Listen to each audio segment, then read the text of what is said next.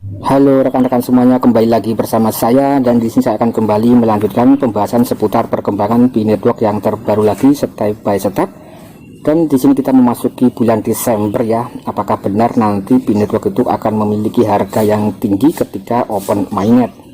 Nah, oke rekan-rekan, dan di sini juga ada semacam prediksi harga. Sekali lagi untuk masalah harga itu semua masih belum kelihatan secara nyata ya, berapa harga ketika open mainnet. Yang paling penting ya kita hanya bisa untuk melakukan semacam analisa dan juga bisa berkontribusi dalam event-event yang diselenggarakan oleh Kortim secara resmi.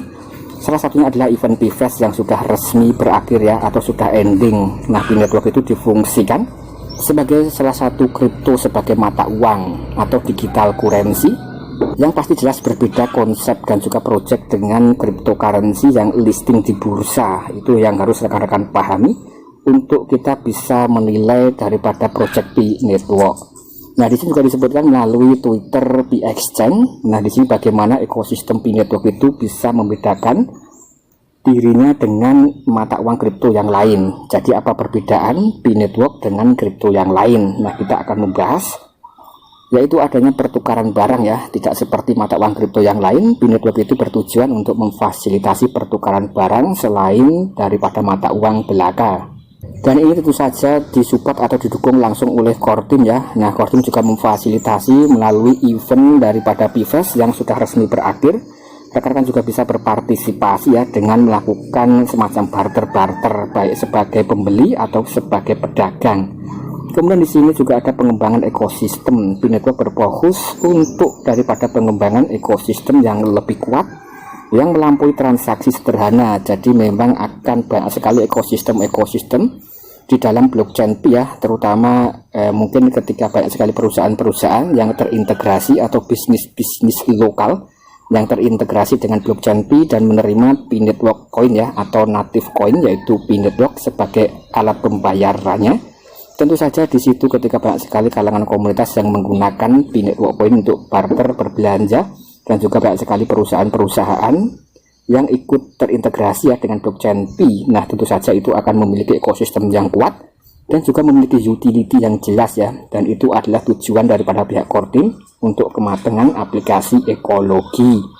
Kemudian di sini juga ada diferensiasi dan juga pola pikir. Binetwork menganut adopsi atau pola pikir yang unik dan juga pemikiran yang lebih mandiri. Nah, di sini juga disebutkan ada memetakan jalur sendiri untuk bisa menuju kesuksesan. Jadi memang bisa dikatakan berbeda dengan konsep project crypto yang fokus listing ke bursa. Meskipun Binetwork itu banyak sekali penawaran dari bursa-bursa ya, seperti daripada bursa Huobi atau HTX ya, dan juga banyak bursa yang lain yang sudah mendaftarkan Binetwork Coin ke dalam exchange mereka. Di sini Kortim merasa untuk Binetwork itu masih belum matang untuk aplikasi ekologi dan ekosistem. Kemudian untuk masalah KYC juga masih terus bertahap berkaitan atau bertahap ya. Nah, itu juga berkaitan dengan masalah migrasi koin rekan-rekan masing-masing atau rekan-rekan pioner semuanya. Nah, jadi masih belum siap untuk Binetwork itu menuju ke open mainnet. Jadi harus dimatangkan terlebih dahulu untuk aplikasi ekologi, kemudian juga untuk masalah KYC dan migrasi. Nah, di sini juga ada penetrasi dan penerapan. Binetwork bertujuan untuk bisa menembus berbagai industri dan juga menerapkan teknologi secara efektif. Jadi sekali lagi Binetwork itu cukup mantap sekali ya.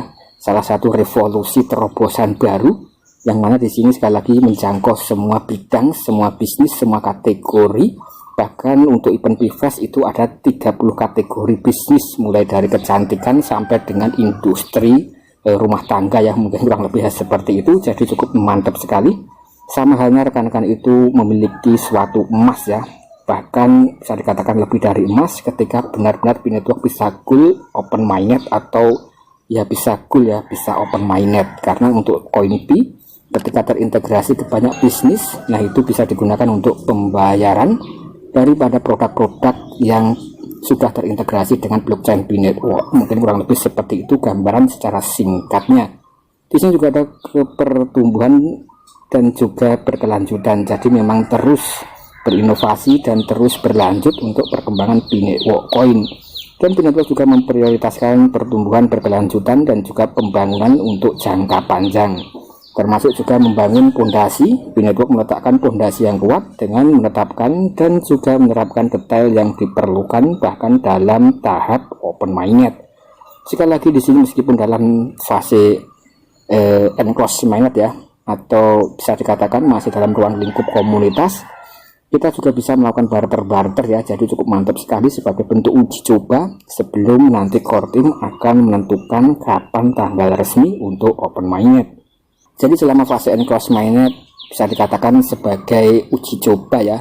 Nah, rekan-rekan bisa bertransaksi antar komunitas, antar member dengan menggunakan P-Network coin. Kemudian ketika transaksi sudah banyak, sudah goal dan blockchain dirasa sudah matang atau sudah siap, ya pasti nanti akan listing atau open mainnet.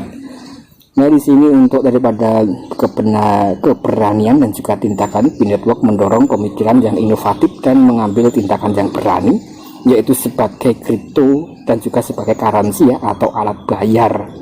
Kemudian juga ada kepemilikan dan pengembangan. P-Network mengedepankan rasa dan juga tanggung jawab dan juga opini kolektif yang kuat. Mereka bisa melakukan analisa demi analisa berkaitan dengan proyek P-Network ya. Kemudian seperti yang diketahui secara lebih umum bahwa Bitcoin juga telah melakukan upaya yang sangat signifikan untuk bisa mencapai konsensus. Nah, di sini juga memungkinkan untuk Bitcoin dan juga pertukaran barang dimulai dengan contoh yang sangat terkenal ya, yaitu dengan sebutan Pizzalazzo, yaitu ada salah satu pemuda yang menjual 10.000 Bitcoin ya dengan bisa ya rekan-rekan, kurang lebih seperti itu ya. Jadi ini adalah semacam legenda Bitcoin pada tahun 2008 atau 2009 ya, ketika orang-orang di seluruh dunia itu belum tahu apa itu mining, apa itu kripto, dan ada salah satu orang yang sudah mendapatkan 10.000 Bitcoin atau bahkan lebih ya. Kemudian di sini orang tersebut malah menjual 10.000 Bitcoin atau menukar Bitcoin dengan pizza ya, jadi itu bisa digunakan untuk pertukaran atau barter. Nah, kemudian selang beberapa tahun Bitcoin mengalami harga yang sangat signifikan, kurang lebih ya ratusan juta rupiah, dan bertahan sampai sekarang. Jadi bisa dikatakan untuk Bitcoin itu adalah rajanya cryptocurrency atau rajanya emas.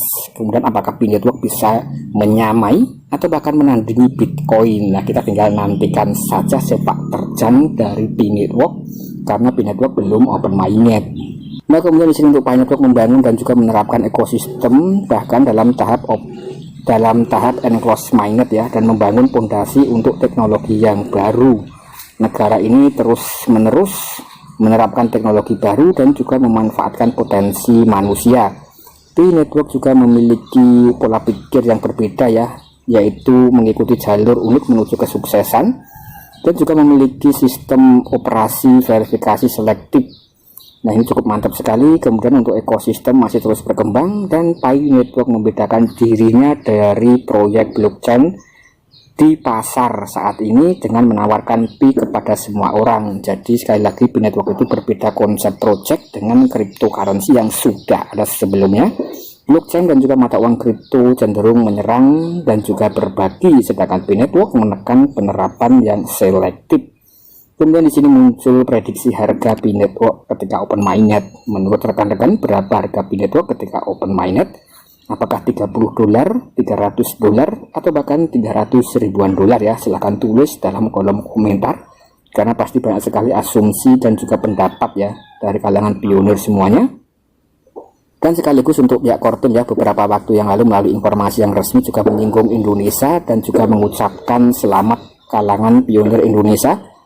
Yang di sini pionir Indonesia itu terbukti ya terlibat aktif dalam event-event yang diadakan oleh core team. Salah satunya adalah event PFest beberapa waktu yang lalu yang sudah ending. Jadi ya bisa dikatakan pionir Indonesia itu keberakannya sangat luar biasa ya, euforianya itu cukup mantap sekali. Apalagi kalau rekan-rekan nonton bola di stadion, nah itu pasti akan cukup mantap sekali ya atmosfer dari supporter Indonesia. Dan juga netizennya atau netizen Konoha plus 62 terkenal di dunia. Sekali lagi di sini ya, Indonesia itu cukup diperhitungkan di kancah internasional. Sekian, terima kasih.